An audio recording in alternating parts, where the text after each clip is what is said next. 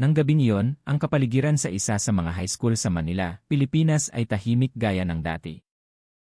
Ngunit bandang 11:45 nang marinig ni Kuya Bert, ang gwardiya ng paaralan, ang kakaibang ingay mula sa faculty room na parang may nabasag na bagay kasama ng malakas na tunog na pumutol sa katahimikan. Sa simula, inakala niyang pusa o daga ang pumasok sa silid. Ngunit ang kuryosidad ang nagtulak sa kanya upang suriin ang pinagmulan ng ingay. Nang buksan ang pinto ng faculty room, isang nakakatakot na tanawin ang agad na nagpahina sa kanyang katawan.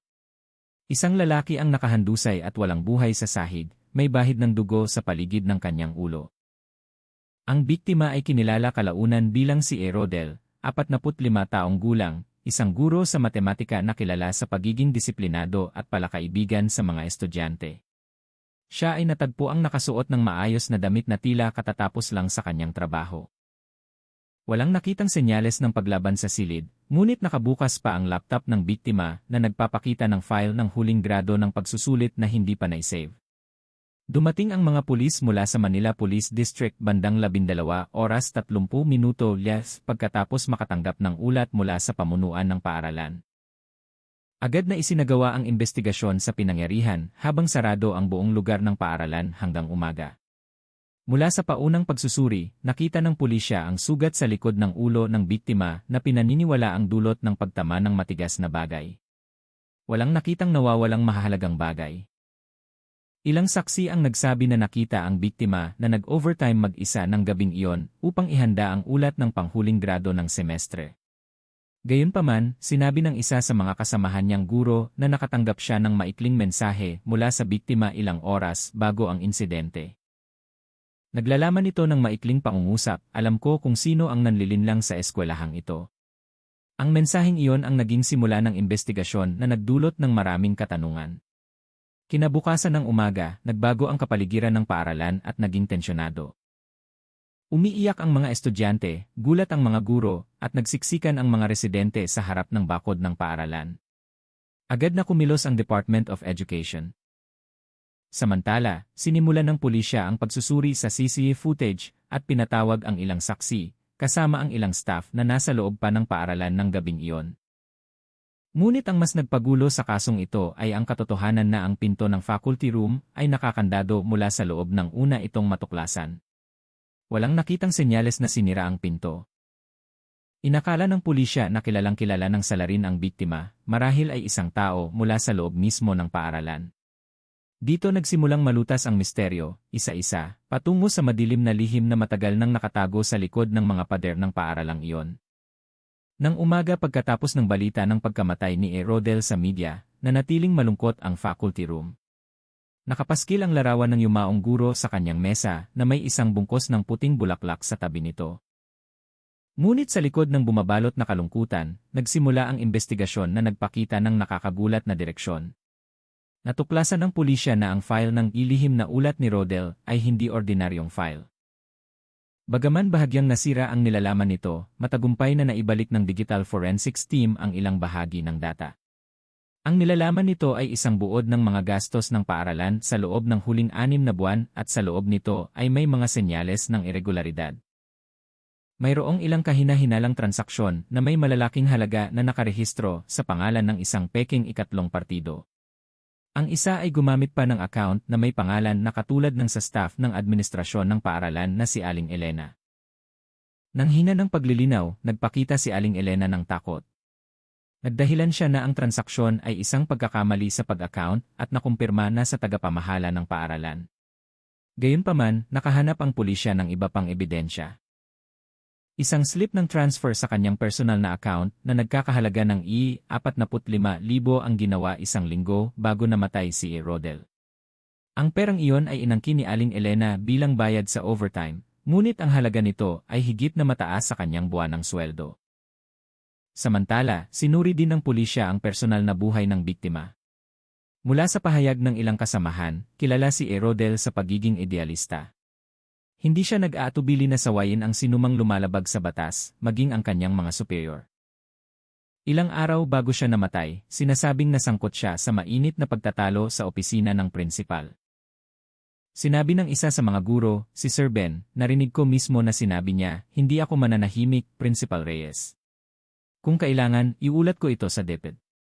Ang pahayag na iyon ay tila isang huling babala bago naganap ang trahedya. Habang mas malalim ang paghuhukay ng mga investigador, lumitaw ang isa pang katotohanan na nagdagdag ng komplikasyon. Ang CC ng paaralan ay pinatay mula sa pangunahing server ng isang admin IT account na may pangalang Bricks at 89 na pag-aari ng tagalinis. Ngunit nang suriin, inangkin ni Bricks na wala siyang alam tungkol sa access na yon. Gumagamit lamang siya ng computer upang makinig ng musika habang nililinis ang opisina. Gayunpaman, mula sa pagsusuri ng log data, ang sistema ay pinatay eksaktong 10 oras 47 minuto yan. Ilang minuto lang bago ipinahayag na patay na si A. Rodel. Nagsimulang makahina ang investigating team ng posibleng kooperasyon sa pagitan ng higit sa isang tao. Ang lumabas na pattern ay nagpapahiwatig na ang pagpatay na ito ay malamang na ginawa upang burahin ang mga bakas ng korupsyon sa pondo ng paaralan na kinasasangkutan ng higit sa isang partido sa loob ng paaralan. Ngunit sino ang utak sa likod nito? Sino ang pinakamakinabang sa pagkamatay ng isang tapat na guro? Samantala, lalong lumakas ang pressure mula sa publiko. Humingi ng transparency sa pondo ng paaralan ang mga magulang ng mga estudyante. Nagsimulang matakot ang ilang guro na nag-aalala na madamay sa kasong ito. Mayroon pa ngang nagpasya na hindi pumasok sa pagtuturo dahil sa trauma. Sa kabilang banda, nakahanap ang investigasyon ng pulisya ng isang nakakagulat sa bahay ng biktima. Sa likod ng estante ng libro, may nakitang sulat kamay na naglalaman ng listahan ng mga pangalan, petsa, at numero. Sa kanang ibabang sulok ay nakasulat, kung hindi ako makakabalik mula sa paaralan ngayong gabi, mangyaring ilantad ang katotohanan. Nagsimula ang lahat sa proyekto ng renovasyon noong nakaraang taon. Agad na pinalakas ng sulat na iyon ang hinala na alam ni A. Rodel na nasa panganib ang kanyang buhay.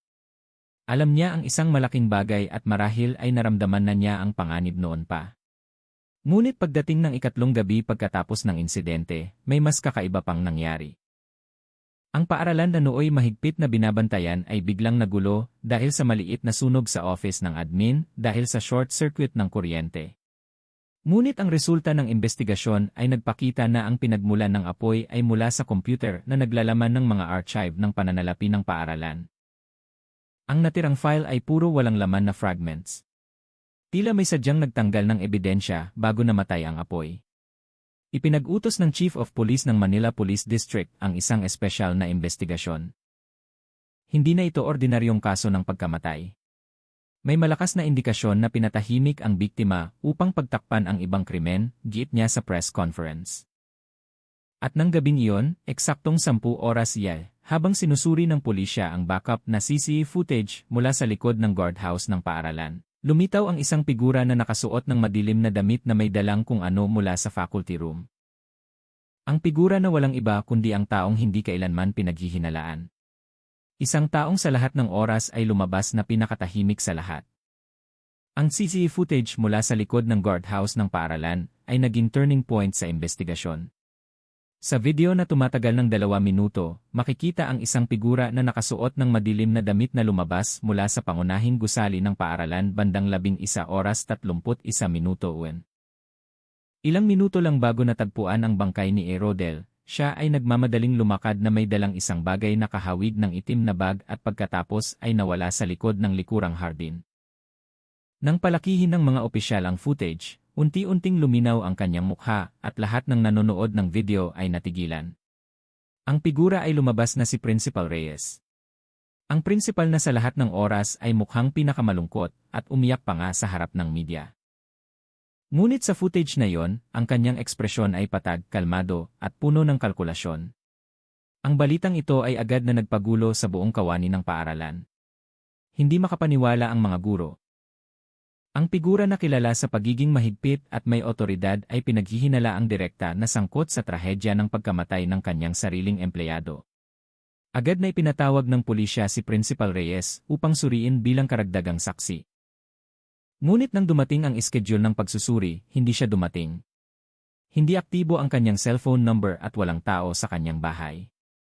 Isang itim na sedan na pag-aari niya ang natagpuan sa gilid ng Maynila, nakaparada malapit sa ilog ng walang bakas kung saan nagpunta ang may-ari.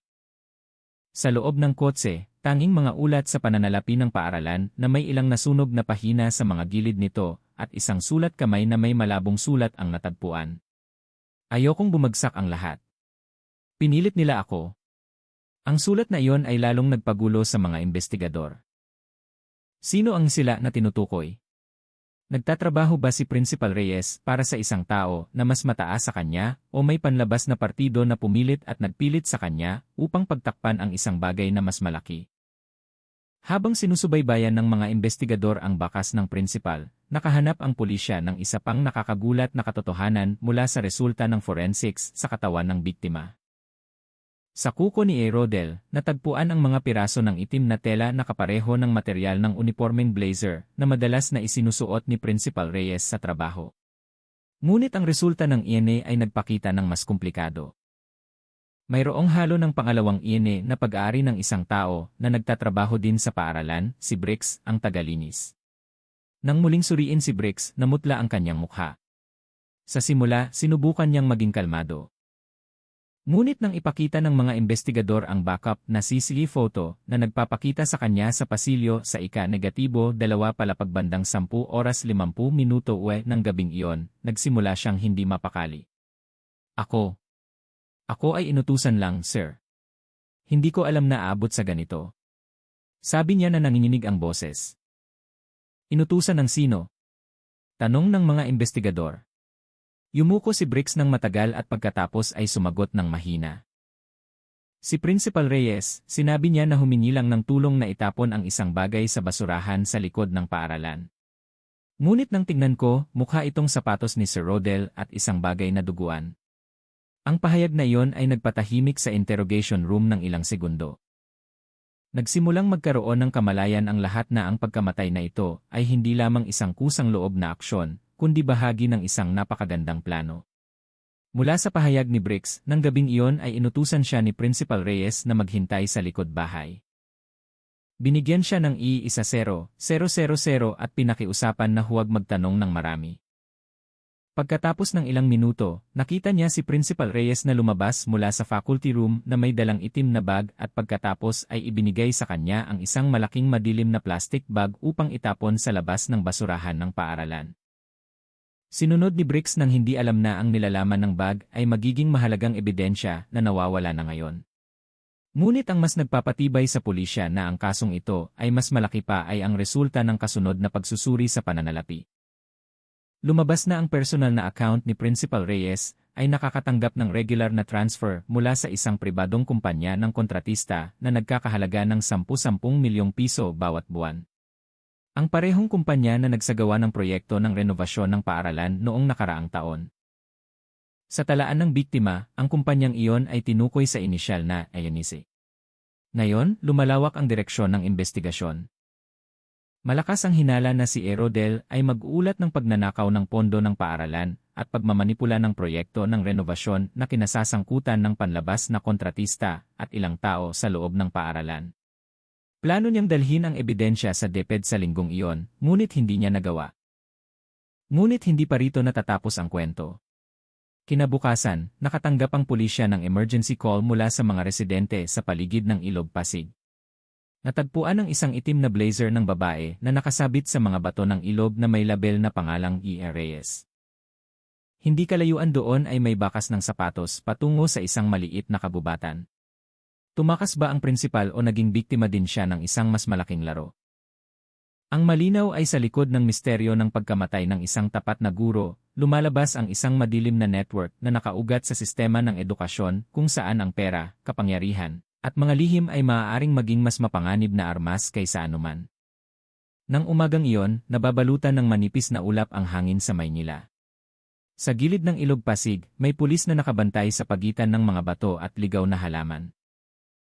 Nagtipon ang mga residente sa malayo, nagbubulungan tungkol sa balita ng pagkakita ng isang itim na blazer ng babae na may pangalang Reyes. Maingat na nilibot ng pulisya ang gilid ng ilog habang ang dive team ay nagsagawa ng paghahanap sa ilalim ng tahimik ngunit malalim na agos.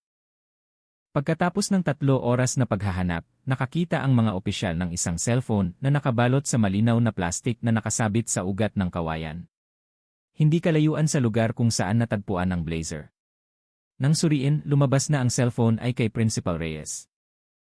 Ang principal na ngayon ay pangunahing pugante sa kaso ng pagkamatay ni Rodel. Ngunit ang kakaiba ay, inalis na ang baterya at sa loob ng plastic bag ay mayroon ding maliit na pulang flash drive na may sulat kamay na para sa DEP. Nang suriin ng Digital Forensics Team ang nilalaman nito, lumabas ang isang nakakagulat na file. Isang audio recording na tumatagal ng 7 minuto na pinaniniwala ang ginawa ilang oras bago ang trahedya sa paaralan. Sa recording, maririnig ang boses ng isang babae na malinaw na kinilala bilang boses ni Principal Reyes. Siya ay kinakabahan, mabigat ang paghinga, at paminsan-minsan ay pinipigilan ang luha. Hindi ko alam ang gagawin. Alam na nila na may kopya si Sir Rodel. Pinakiusapan lang akong tapusin ito bago lumabas ang lahat. Takot ako. Ngunit kung tatanggihan ko, sinabi nila na mawawala ang lahat sa akin. Posyon, bahay, maging ang aking pamilya. Ang pangungusap na iyon ang naging unang ebidensya na mayroong ikatlong partido na nagpipilit sa prinsipal. Ngunit sino ang tinutukoy na sila ay nananatiling isang malaking misteryo. Sinusubaybayan ng mga investigador ang pangalan ng Ililiay, ang kumpanya ng kontratista na nag-aabuso ng pondo sa account ni Principal Reyes. Mula sa resulta ng pagsusuri, lumabas na ang kumpanyang iyon ay isa lamang peking kumpanya na ginamit upang magsalin ng pondo para sa mga peking proyekto ng mga paaralan sa lugar ng Maynila. Ngunit sa likod ng pangalang iyon, nakatago ang pangalan ng isang mahalagang tao, si Ginoong Antonio Delgado, isang negosyante at dating opisyal ng DepEd. Kilala si Antonio sa pagiging mapagbigay at aktibo sa iba't ibang gawaing panlipunan. Ngunit sa likod ng imaheng iyon, lumabas na kinokontrol niya ang isang network ng mga peking proyekto ng edukasyon na matagal nang tumatakbo. Pondo ng paaralan, tulong sa renovasyon, hanggang sa pagkuha ng mga kompyuter sa paaralan, lahat ay dumadaan sa kanyang kumpanya. Hindi sinasadyang natuklasan ni Rodel, sa kanyang katapatan, ang bakas ng daloy ng pondo na iyon sa panloob na ulat ng paaralan at nagsimulang mangalap ng ebidensya. Samantala, patuloy ang paghahanap kay Principal Reyes. Ngunit sa ikalawang gabi sa lugar ng paghahanap, nakita ng pulisya ang bagong bakas ng paa sa gilid ng ilog patungo sa isang landas na patungo sa isang maliit na nayon sa gilid ng kagubatan. Nangangahulugan ito na malaki ang posibilidad na buhay pa siya. Nagulat pa nga ang mga residente na nakita nila ang isang babae na naglalakad ng mag-isa kinabukasan na nakasuot ng basang damit at puno ng sugat sa mukha. Kinabukasan, isang pinagsamang pangkat mula sa Manila Police District at Philippine National Police, (PNP), ang sumisid sa lugar ng kagubatan. Sa isa sa mga lumang abandonadong kubo, natagpuan nila ang isang wallet, sapatos ng babae, at isang piraso ng papel na may sulat kamay na nagmamadali. Ayoko nang magpatuloy ito. Gusto ko lang silang tumigil. Mangyaring protektahan ang aking anak. Sa ilalim ng sulat na iyon ay mayroong inisyal na Y na nakasulat ng maliit sa kanang ibabang sulok.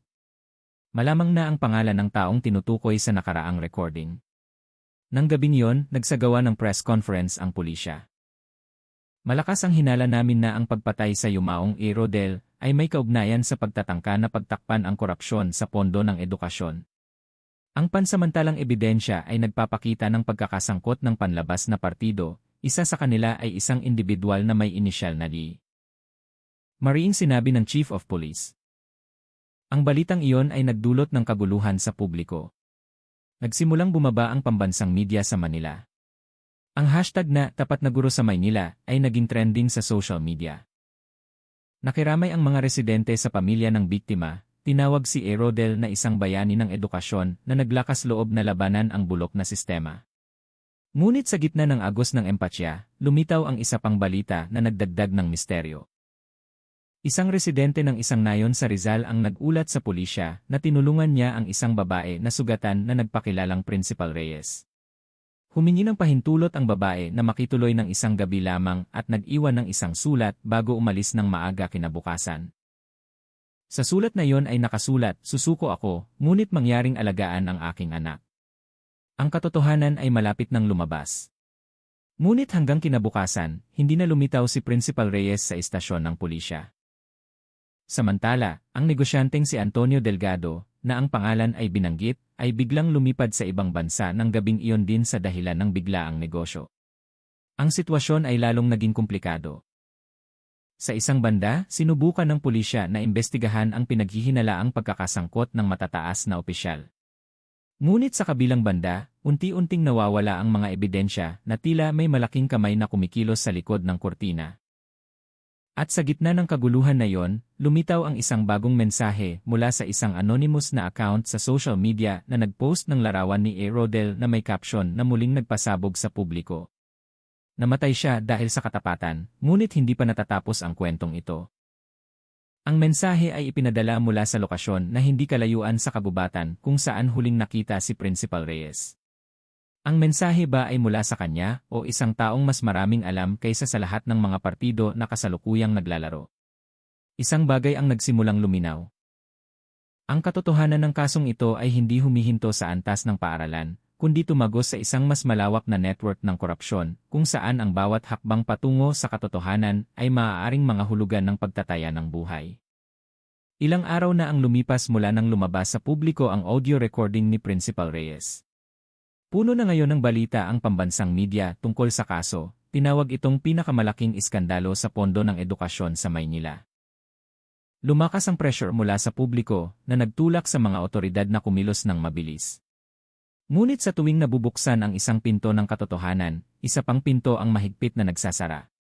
Tila may puwersang sumusubok na ilibing ang lahat sa katahimikan.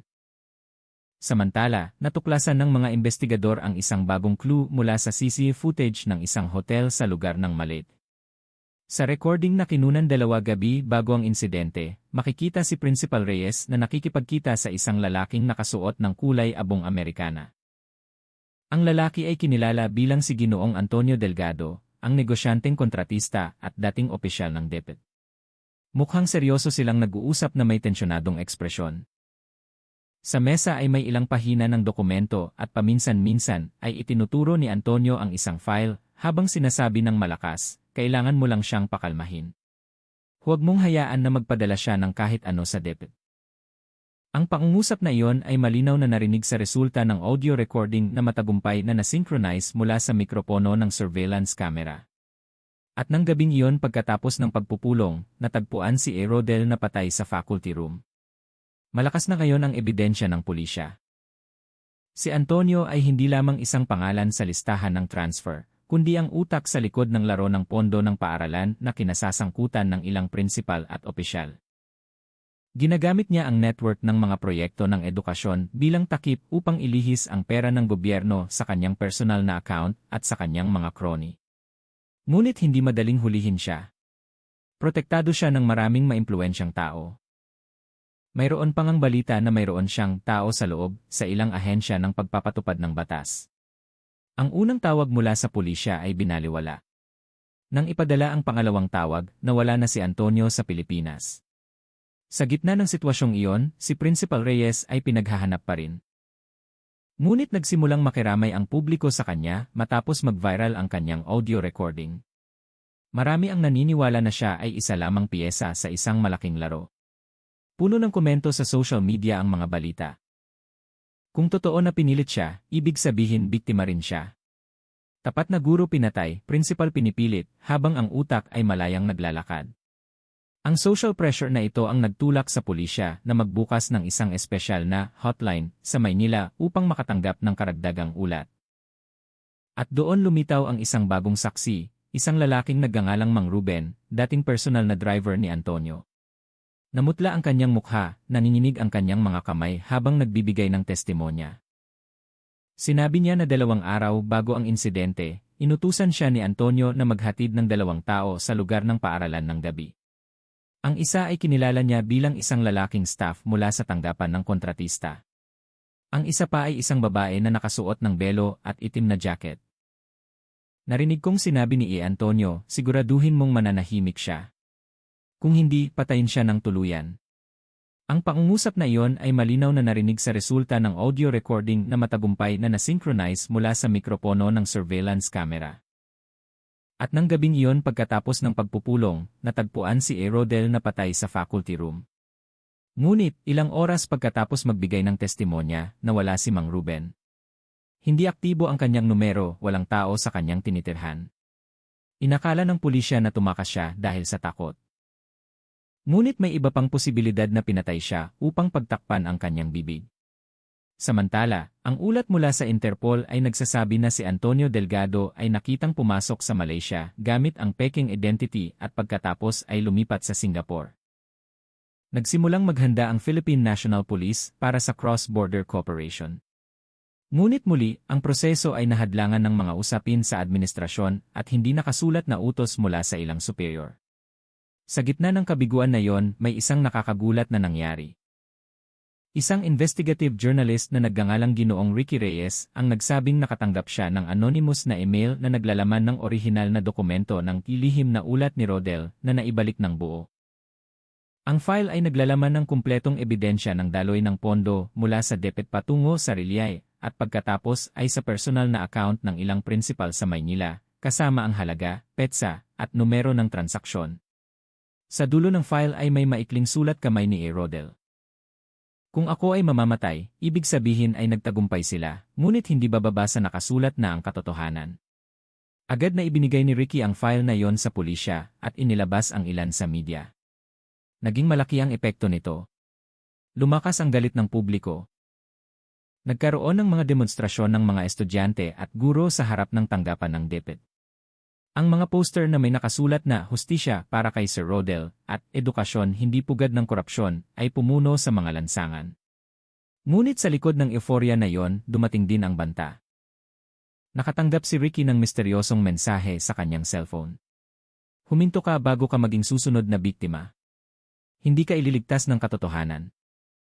Ang mensahe ay ipinadala mula sa isang hindi kilalang numero na natunton na nagmula sa lugar ng hangganan ng Rizal, ang huling lugar kung saan nakita si Principal Reyes. At nang gabing iyon, malakas ang ulan sa Maynila. Sa gitna ng kidlat, may kumatok sa pinto ng bahay ni Ricky. Nang buksan ang pinto, nakatayo ang isang babae na nakasuot ng basang damit at puno ng sugat sa mukha na may hawak na malaking basang sobre. Sa mahinang boses, sinabi niya, "Ako si Principal Reyes, hindi ko na kayang manahimik." Nandoon ang lahat. Ang sobre ay naglalaman ng karagdagang dokumento, kopya ng mga peking kontrata, ebidensya ng transfer, at listahan ng mga pangalan ng mga opisyal na tumanggap ng bahagi. Ngunit bago pa siya makapagsalita ng mas malalim, bumagsak si Principal Reyes sa sahig at nawalan ng malay.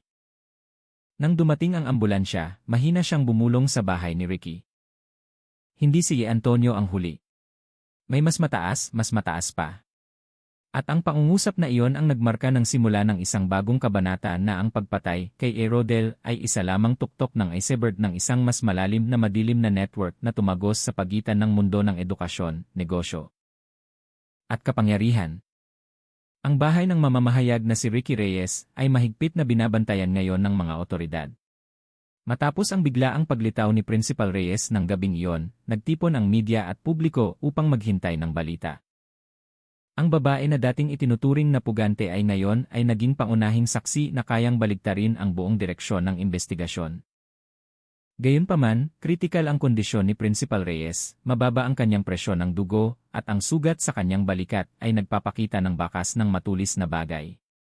Pinaghihinalaan na siya ay inatake habang sinusubukang tumakas mula sa isang taong sa pilitang nagbabantay sa kanya.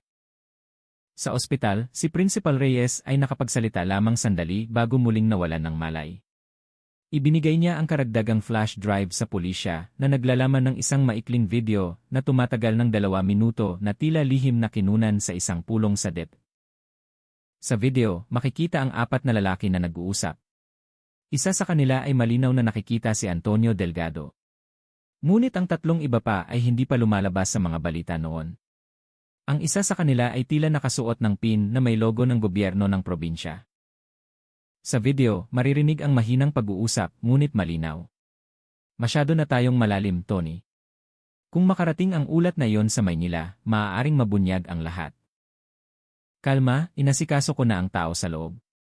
Ang pasaway na principal na iyon ay tahimik na. Paano ang guro na iyon? Hindi na magsasalita. Ang huling pangungusap ay nagpatindig ng balahibo ng mga investigador. Ang video ay nagpakita na ang pagpatay kay Rodel ay hindi lamang inisyatibo ng isa o dalawang tao, kundi bahagi ng isang planadong operasyon na kinasasangkutan ng matataas na opisyal sa DepEd ng probinsya. Agad na nagsagawa ng pagsusuri ang pulisya mula sa internal data. Nalaman na ang isa sa mga lalaki sa video ay ang head ng finance ng DepEd na may inisyal na K na matagal nang nanunungkulan ng higit sa 10 taon. Isang figura na kilala sa pagiging may otoridad at madalas na lumalabas sa mga formal na kaganapan ng edukasyon. Ngunit matapos lumabas ang balita ng recording, biglang nag-leave si T at nawala sa radar. Samantala, nagsimulang makaranas ng pressure ang mamamahayag na si Ricky. Nakatanggap ang kanyang editorial ng babala mula sa hindi kilalang partido upang itigil ang pagbabalita. Ang kanyang personal na numero ay binaha ng mga mensahe ng banta na huminto ka o ang pamilya mo ang magiging biktima. Ang balita na yon ay matitigil kasama mo. Ngunit pinili ni Ricky na ipagpatuloy ang investigasyon. Nararamdaman niya na masyado na siyang malayo upang umatras. Kasama ang dalawa niyang kasamahan, nagsimula siyang suriin ang financial data sa tanggapan ng DepEd. At doon nila natuklasan ang isang nakakagulat na bagay. Ang internal financial system ay minanipula sa loob ng maraming taon gamit ang mga peking proyekto, markup sa pagkuha, hanggang sa pagputol ng pondo ng paaralan mula sa malalayong lugar. Mula sa 87 paaralan sa lugar ng Maynila, hindi bababa sa 42 sa mga ito ang nagkaroon ng hindi normal na transaksyon sa mga kumpanya na direktang konektado sa linya. Si Antonio ay isa lamang operator sa field. Ang pangunahing utak ay pinaghihinalaan na nagmula sa bilog mismo ng mga opisyal ng probinsya. Nang gabing iyon, lihim na ipinadala ni Ricky at ng kanyang koponan ang lahat ng dokumento sa Anti-Corruption Commission sa Maynila. Ngunit ilang oras lamang pagkatapos, ang kanilang sasakyan na nakaparada sa harap ng editorial ay natagpo ang lubusang nasunog. Walang nasaktan dahil walang tao sa sasakyan, ngunit malinaw na ang babalang iyon. May malakas na partido na nagsimulang magpanik. Sa kabilang banda, bumuti ang kondisyon ni Principal Reyes. Nang magkamalay, umiyak siya at nagmakaawa sa pulisya na bantayan ang kanyang anak. Inamin niya na sa loob ng ilang buwan ay pinilit siya ni Antonio at ng mga tao sa DepEd na pumirma ng mga pekeng ulat. Gusto kong huminto, ngunit alam nila kung saan nakatira ang pamilya ko, sabi niya na paos ang boses. Ikinuwento rin niya na ng gabing iyon, tinawagan siya ni Rodel at sinabing isusuko niya ang ebidensya ng korupsyon sa DepEd kinabukasan ng umaga. Pinakiusapan si Principal Reyes na pumunta sa paaralan ng gabing iyon upang mag-usap ng maayos. Ngunit, pagdating niya sa faculty room, nakita niya na naroroon na si Antonio kasama ang dalawang hindi kilalang lalaki. Nagkaroon ng pagtatalo at nagkagulo ang lahat. Narinig ko ang tunog ng nahuhulog na bagay. Tapos nakahandusay na si Sir Rodel.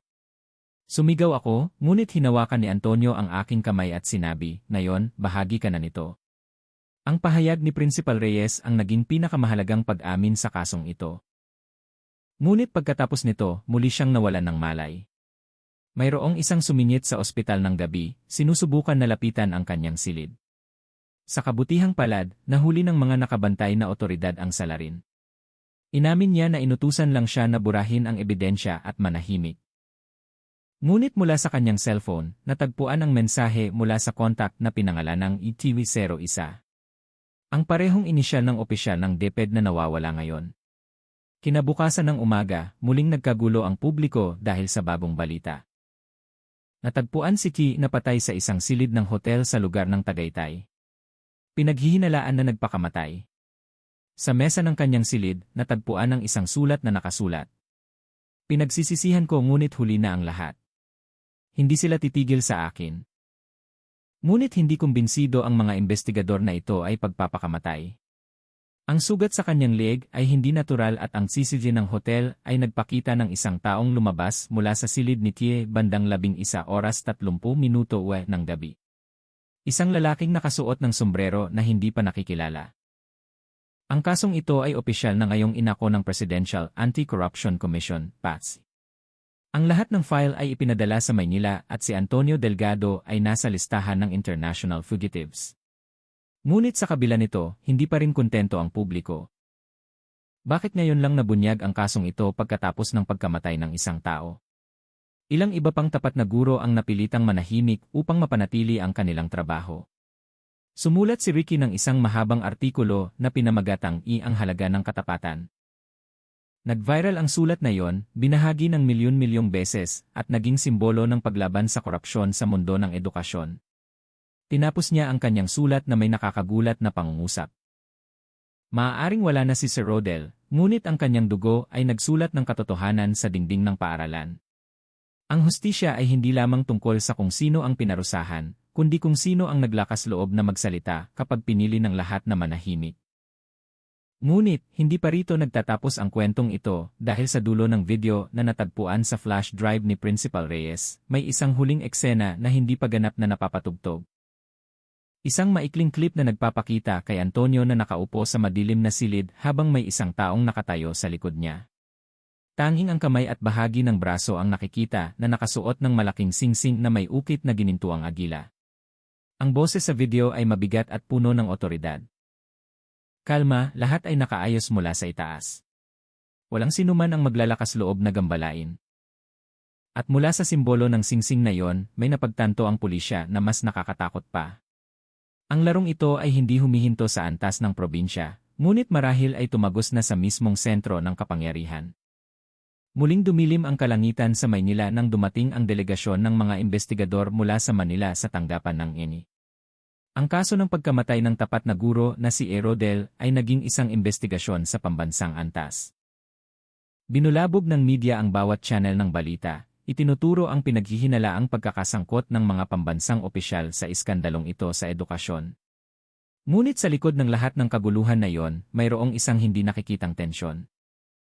Isang katahimikan na nakabitin sa pagitan ng mga investigador. Tila alam ng lahat na hinahawakan nila ang isang bagay na masyadong malaki upang mahawakan. Nang araw na yon sa isang espesyal na pulong na mahigpit na binabantayan, muling pinatugtog ng mga investigador ang huling bahagi ng video mula sa flash drive ni Principal Reyes. Sa recording na tumatagal lamang ng 4 na segundo, makikita si Antonio na nakaupo sa madilim na silid habang may isang taong nakatayo sa likod niya. Tanging ang kamay at bahagi ng braso ang nakikita na nakasuot ng malaking singsing na may ukit na ginintuang agila. Ang boses sa video ay mabigat at puno ng otoridad. Kalma, lahat ay nakaayos mula sa itaas. Walang sinuman ang maglalakas loob na gambalain. Ang pangungusap na iyon ay nagdulot ng mahabang katahimikan sa silid. Nagkatinginan ang ilang investigador na pagtanto na ang boses na iyon ay hindi ordinaryong boses.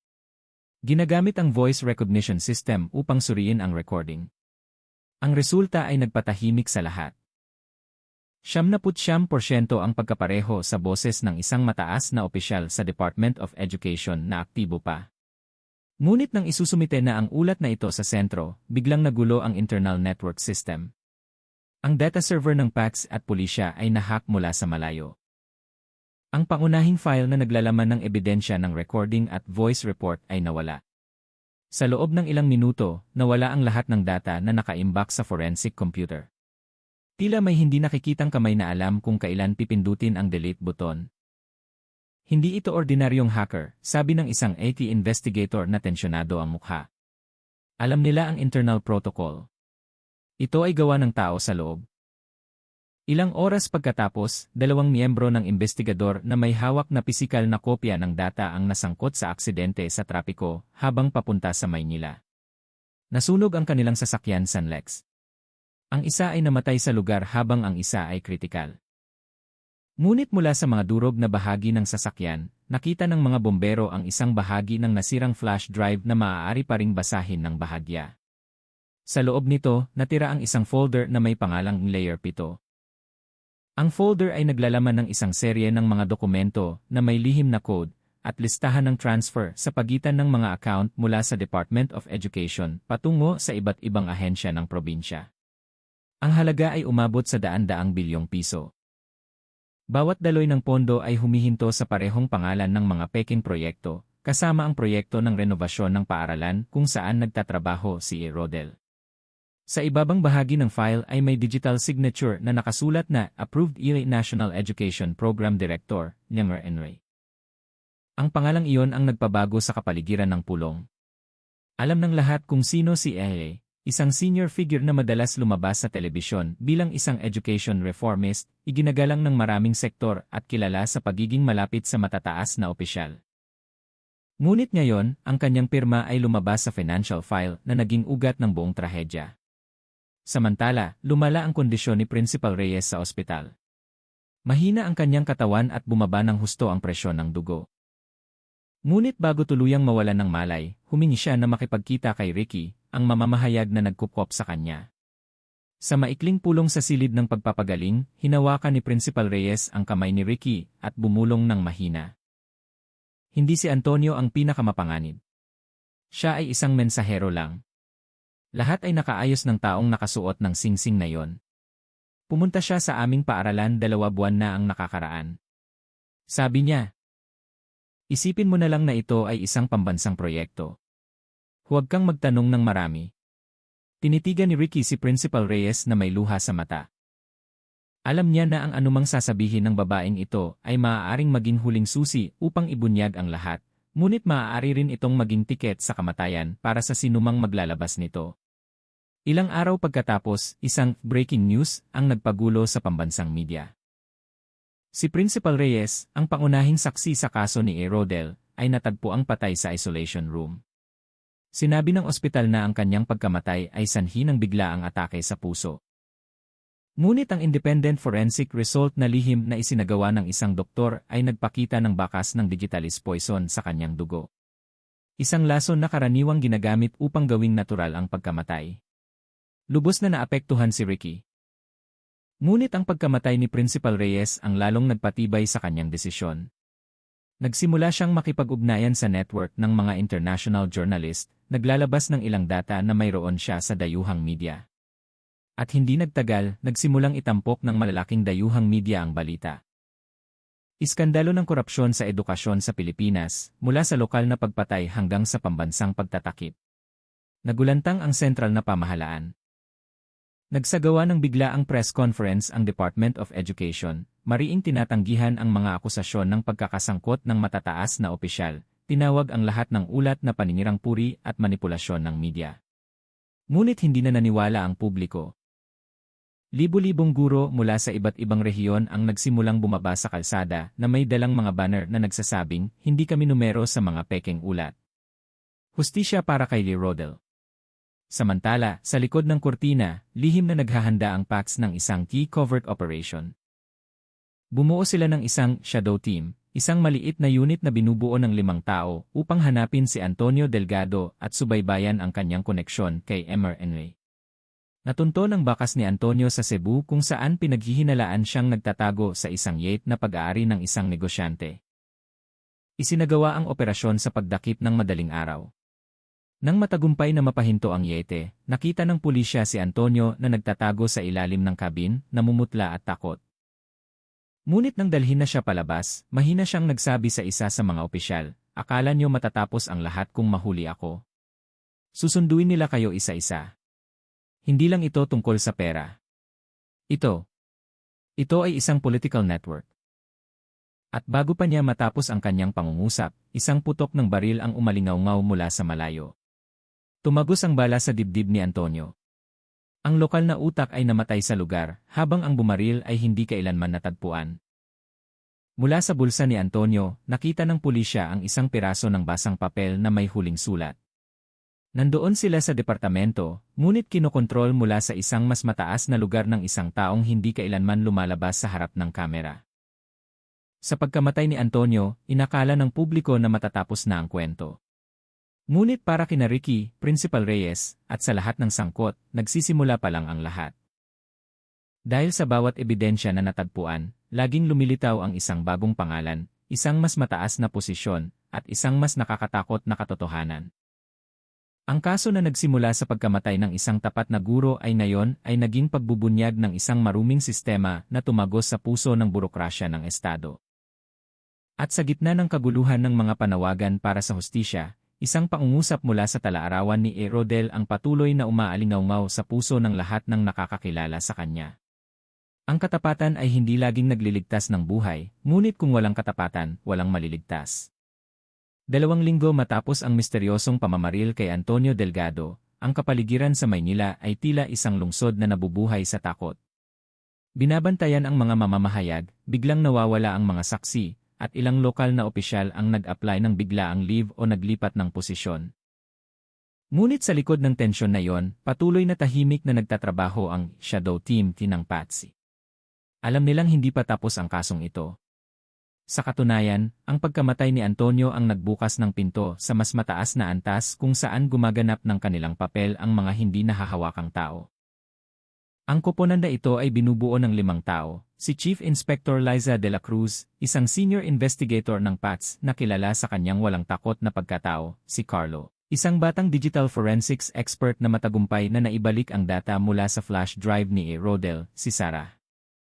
Isang dating piskal na dalubhasa sa pagbabasa ng mga pattern ng pananalapi, at 2 field agent, si Nadine at Roldan, dating intelligence officers ng pulisya. Nagtatrabaho sila ng walang opisyal na dokumentasyon dahil alam nilang ang kanilang mga kalaban ay maaaring nasa loob mismo ng sistema. Sa isang lihim na briefing sa isang e-safe house sa Quezon City, ipinakita ni Carlo ang pinakabagong resulta ng pagkuha mula sa file na natagpuan sa bulsa ng blazer ni Antonio. Nakita ko ang isang dokumento na pinamagatang National Education Project Phase 7. Mula sa metadata, ang file na ito ay direktang pinirmahan ng pambansang opisyal na si Emir ni 2 buwan bago pinatay si Rodel, paliwanag niya habang ipinapakita ang screen ng laptop. Nakakagulat ang nilalaman ng file. Daan-daang paaralan sa buong Pilipinas ang nakalista bilang mga tumanggap ng peking tulong na may kabuuang halaga na higit sa 800 bilyong piso. Lahat ay dumaan sa mga shell company, tulad ng INISI na inayos ng network ng mga opisyal ng lokal at mga negosyanteng kasosyo ng departamento. Ngunit may isang pahina na nagpatahimik sa lahat. Sa ilalim ng dokumento ay nakasulat ang isang manual note. Ligtas ang distribusyon. Siguraduhin na tahimik ang Maynila. Kontrolin sa pamamagitan ng departamento. Direktang koordinasyon sa ahensya ng A01. Ang ahensya ng A01 ay hindi ordinaryong pangalan. Matapos subaybayan, lumabas na ito ay isang internal code para sa isa sa mga civil intelligence agency na hindi dapat sangkot sa mga usapin sa edukasyon. Nagpapahiwatig ito na ang network na ito ay hindi lamang korupsyon, kundi kinasasangkutan din ng sistematikong proteksyon mula sa mga ahensya ng seguridad ng Estado. Tinignan ni Liza ang kanyang mga kasamahan na tensyonado ang mukha. Lumagpas na ito sa hangganan ng ordinaryong kaso ng krimen. Nakaharap tayo sa isang sindikato na nakabalangkas na parang isang estado sa loob ng estado. Samantala, muling kumilos si Ricky, ang mamamahayag. Bagaman nakakatanggap ng sunod-sunod na banta, patuloy siyang nagsusulat ng serye ng mga investigative report na pinamagatang Dugo sa likod ng pondo ng edukasyon. Ang artikulo ay in-upload sa iba't ibang international platform, isinalin sa Ingles at nag-viral hanggang sa dayuhang media. Tumindi rin ang pressure mula sa publiko. Ngunit pagkatapos nito, nagsimulang mangyari ang mga kakaibang bagay. Nahack ang email ni Ricky, natap ang kanyang personal na numero. Ang isa sa kanyang mga kasamahan, isang photojournalist, ay natagpo ang walang malay sa kanyang dormitoryo na may pasa sa kanyang leg. Tinawag ito ng pulisya na aksidente, ngunit alam ni Ricky na ito ay isang babala. Nang gabing iyon, nakatanggap si Ricky ng tawag mula sa hindi kilalang numero. Ang boses sa kabilang linya ay mabigat at malalim, ngunit kalmado. Masyado ka nang malayo, Ricky. Kung ipagpapatuloy mo ang paghuhukay, hindi lang ikaw, ang pamilya mo rin ang magiging balita. Huminto sandali ang boses at pagkatapos ay idinagdag ng malamig, pinoprotektahan na namin ang edukasyon ng bansang ito bago ka pa ipanganak. Huwag kang maging bayani na namamatay ng walang kabuluhan. Ngunit ang banta na iyon ang lalong nagpatibay kay Ricky na nasa tamang landas siya. Nakipag-ugnayan siya kay Chief Inspector Liza de la Cruz upang ibigay ang kanyang huling panayam sa isang lihim na source sa Maynila, isang dating staff ng departamento na nagsabing dumalo siya sa isang pulong tungkol sa National Education Project Phase 7. Mula sa kanyang pag-amin, lumabas na ang proyekto ay hindi lamang tungkol sa pondo ng edukasyon. Sa likod ng opisyal na ulat, mayroong isang malaking money laundering program na kinasasangkutan ng network ng mga peking kumpanya, pundasyon, hanggang sa mga dayuhang bangko. Ang ninakaw na pondo ay itinago bilang tulong sa digitalization ng mga paaralan. Ngunit ang karamihan ay napunta sa personal na account ng mga opisyal at negosyante. Ngunit ang pinakanakakagulat ay, hindi sinasadyang natuklasan ni A. Rodel ang isang kopya ng e-shadow account mula sa financial system ng kanyang paaralan. Ang parehong file na lumabas sa kanyang laptop ng gabing iyon siya namatay. Gusto lang niyang magulat, hindi lumaban, sabi ng source sa audio recording. Ngunit hindi nila siya maaaring hayaan na mabuhay. Kasabay nito, nakakuha ang Shadow Team B ng impormasyon mula sa field intelligence na si Opisyal Lee ay dadalo sa isang pribadong kaganapan sa Manila Hotel upang makipagkita sa mga kinatawan ng ilang head ng departamento mula sa ibang probinsya. Nagpasya si Liza na magsagawa ng direktang wiretapping. Nang gabing iyon sa gitna ng malakas na ulan, nagtago ang koponan sa isang van na nakaparada sa tapat ng hotel. Gamit ang high-frequency recording equipment. Narinig nila ang pag-uusap mula sa e-room sa ika-2 palapag. Kailangan pa ring ituloy ang proyekto na ito. Huwag nating hayaan na isang namatay na guro ang maging dahilan upang mawala ang lahat sa atin. Sabi ng boses na malinaw na kinilala bilang NA. Nasinghot na ng Patsy, sir. Kung gayon, linisin ito, palitan ang mga tao sa field at siguraduhin na tahimik ang mamamahayag na iyon. Ang recording na iyon ang naging gintong ebidensya. Ngunit bago pa sila makakopya ng data, 2 itim na sasakyan na walang plaka ang huminto sa harap ng hotel. 5 lalaking nakasuot ng itim na suit ang lumabas na may dalang e-communication device at mabilis na umakyat. Agad na napagtanto ni Liza na nabunyag ang kanilang operasyon. Iligtas ang lahat ng device. Burahin ang lokasyon, sigaw niya. Ngunit huli na. Naputol bigla ang signal ng komunikasyon ng koponan. Sa loob ng ilang segundo, namatay ang mga ilaw sa kalsada sa paligid ng hotel. Biglang dumilim ang Maynila. Sinubukan ni Carlo na ilipat ang data sa cloud server, ngunit naputol ang koneksyon. Sumigaw si Sarah, alam nila ang posisyon natin. Maya-maya, narinig ang malakas na tunog ng preno ng sasakyan mula sa likod. 2 lalaking nakamaskara ang bumasag ng bintana ng van at hinila palabas sina Roldan at Ding. Isang babala ang pinaputok sa ere. Sinubukan ni Liza na paandarin ang sasakyan, ngunit hindi tumugon ang makina. Nasira ang sistema gamit ang jammer device. Sa kabila ng pagpapanik, matagumpay na naihagis ni Carlo ang isang maliit na flash drive sa kanal sa gilid ng kalsada bago sila dakpin. Nandito ang data. Huwag mong hayaan na mawala, mahina niyang sabi. Kinabukasan ng umaga, ang van ay natagpuang walang laman sa gilid ng Tagaytay. Walang miyembro ng koponan ang natagpuan. Tanging isang nakatuping mapa ng Maynila na may pulang marka sa kanlurang bahagi ng lungsod at isang piraso ng papel na may nakasulat, ang lahat ng naghahanap ng katotohanan ay ililibing kasama ng mga lihim ng Estado. Ngunit hindi lubusang kampi ang tadhana sa madilim na panig. Dahil 2 araw pagkatapos, isang mangangalakal sa paligid ng Tagaytay ang nakakita ng isang maliit na flash drive na nakasabit sa isang kanal. Ibinigay niya ito sa istasyon ng pulisya nang hindi alam ang nilalaman nito. Ang flash drive ay ipinadala sa Digital Forensic Center at sa loob nito ay natagpuan ang kumpletong recording ng pulong ni Enli sa Manila Hotel. Ang recording ay lumabas sa publiko, kumalat sa social media at naging isang malaking pasabog. Nagalit ang mga tao. Sumabog ang mga demonstrasyon sa harap ng gusali ng departamento. Sa huli, tinanggal si Kelly sa kanyang posisyon. Ngunit bago pa siya mahuli, nawala siya kung saan.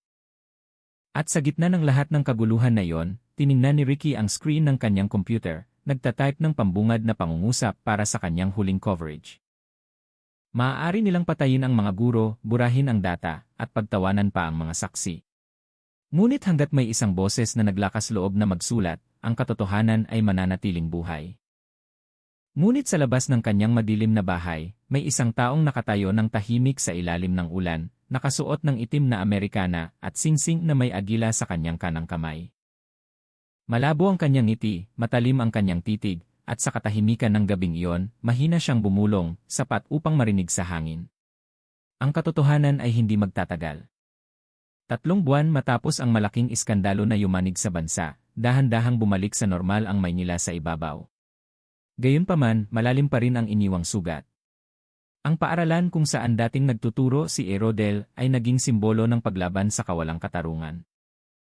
Sa dingding ng harap ng paaralan, gumuhit ang mga estudyante at guro ng malaking mural na naglalarawan sa kanyang mukha na may simpleng sulat sa ilalim nito. Maaaring umalis ang guro, ngunit ang kanyang katapatan ay walang hanggan. Sa huli, inihayag ng sentral na pamahalaan ang pagbuo ng isang espesyal na pinagsamang investigative team ng PATS at Ombudsman. Ilang opisyal ng lokal ang inaresto, kasama ang treasurer ng DepEd at 2 prinsipal na napatunayang tumanggap ng pekeng pondo. Ngunit ang malaking pangalan ni LA, ang opisyal ng departamento na utak ng proyekto, ay hindi pa rin nahahawakan. Iniulat na nawala siya matapos ang balita ng pagtanggal sa kanyang posisyon, dala ang ilang mahahalagang dokumento at malaking halaga ng pera. Ngunit hindi nagtagal ang katahimikan. Isang umaga, nakita ng isang mangingisda sa 100 Islands ang isang maliit na bangka na walang lulan na palutang-lutang sa dagat. Sa loob nito ay tanging isang kapote, isang punit na pasaporte na may pangalang Muhammad Lai, at isang ginintuang singsing na may ukit na agila sa ibabaw nito. Walang bangkay, walang bakas. Tila nilamon ng dagat ang figura na dating inakala na hindi mahahawakan ng batas. Ang balitang iyon ang naging pangunahing balita sa pambansang media. Opisyal ng DepEd, pinaghihinala ang patay sa dagat. Hindi pa tapos ang kaso. Ngunit para sa ilang tao, ang balitang iyon ay tila masyadong perpekto na parang isang pagsasara na sadyang inihanda upang tumigil ang publiko sa pagtatanong. Samantala sa gitna ng tahimik na gabi, nakaupo ang mamamahayag na si Ricky Reyes sa harap ng isang simpleng libingan na may nakasulat na E. Rodel, Guro sa Matematika 1-7-2025. Ang katapatan ang aking huling leksyon. Inilagay niya ang maliit na flash drive sa ibabaw ng lapida. Ang flash drive na natagpuan noon sa Tagaytay. Ang file sa loob nito ay na-upload na ngayon sa International Digital Archive. Hindi na ito mabubura. Libo-libong mamamahayag at aktivista sa buong mundo ang nag-imbak nito bilang ebidensya na ang katotohanan ay hindi maaaring patayin sa pamamagitan lamang ng bala, banta, o kapangyarihan. Matagal na tinitigan ni Ricky ang lapida at pagkatapos ay bumulong ng mahina, "Magpahinga ka na, sir." Lumabas na ang katotohanan mula sa faculty room na yon. Alam na ngayon ng mundo ang ipinaglaban mo. Hindi nagtagal, isang batang lalaki ang dumating na may dalang puting bulaklak. Ang anak ni Principal Reyes. Inilagay niya ang bulaklak sa tabi ng flash drive at pagkatapos ay sinabing inosente, sabi ng guro, "Mabait si Sir Rodel. Gusto ko ring maging guro balang araw. Ngunit magiging tapat ako upang wala nang matakot." Ngumiti si Ricky ng malabo. Ang kanyang luha ay hindi dahil sa kalungkutan, kundi dahil sa pag-asa na mayroon pa. Sa gitna ng mundong puno ng panlilinlang, isang maliit na bata ang gusto pa ring maging guro dahil narinig niya ang kwento tungkol sa isang taong namatay para sa katapatan. Ilang linggo pagkatapos, ang dokumentaryo ni Ricky na pinamagatang "Dugo sa Likod ng Blackboard" ay inilabas online. Ipinakita ng video ang mahabang paglalakbay mula sa gabing pagkamatay ni E. Rodel hanggang sa pagbubunyag ng pambansang network ng korupsyon. Sa loob ng 24 na oras, bilyon-bilyong tao ang nanood nito. Ang hashtag na "Katotohanan hindi mamatay" ay nag-viral sa buong bansa. At sa dulo ng pelikula, lumabas ang isang simpleng mensahe. Ang kwentong ito ay hindi lamang tungkol sa isang gurong pinatay. Ito ay tungkol sa lahat ng taong natakot na magsalita ng totoo. Dahil ang katapatan ay maaaring hindi ka magpabuhay ng matagal, ngunit ginagawa nitong makabuluhan ang iyong buhay. Malakas na tinapos ni Ricky ang salaysay. Hanggat may isang boses na naglakas loob na labanan ang dilim, ang katotohanan ay mananatiling maliwanag kahit pa subukang patayin ito ng mundo. Tinutukan ng kamera ang kalangitan ng Maynila na nagsisimulang lumiwanag. Lumilipad ang mga ibon sa ibabaw ng bubong ng paaralan sa pagitan ng simoy ng umaga, mahina ngunit mainit na narinig ang boses ng mga estudyante na nagbabasa ng pang-araw-araw na panalangin. Panalangin para sa kanilang guro, para sa lahat ng naglaban sa katahimikan. At sa blackboard ng huling silid-aralan kung saan dating nagtuturo si E. Rodel, nakasulat pa rin sa puting tisa na hindi pa nabubura. Ang integridad ay isang aralin na walang araw ng pahinga. Dito rin nagtatapos ang kwentong ito, hindi sa putok ng baril, hindi sa luha, kundi sa pag-asa. Dahil sa huli, ang katotohanan ay maaaring maantala, ngunit hindi kailanman ganap na namamatay. Ang trahedya ng pagkamatay ng isang tapat na guro sa Maynila ay nagbukas sa madilim na belo ng korupsyon sa edukasyon na matagal nang nakatago sa likod ng mga pader ng paaralan at kapangyarihan. Bagaman hindi pa ganap na nabubunyag ang pangunahing salarin, ang pakikipaglaban ng yumaong si Rodel ay naging simbolo na ang katotohanan ay hindi maaaring patahimikin magpakailanman. Manatiling mapagbantay at patuloy na subaybayan ang pag-unlad ng kasong ito dahil hindi pa ganap natapos ang tunay na hustisya. Huwag kalimutang mag-like, mag-comment, at mag-subscribe upang hindi makaligtaan ang pinakabagong balita at iba pang nakaka-inspira na kwento dito lamang sa channel na ito.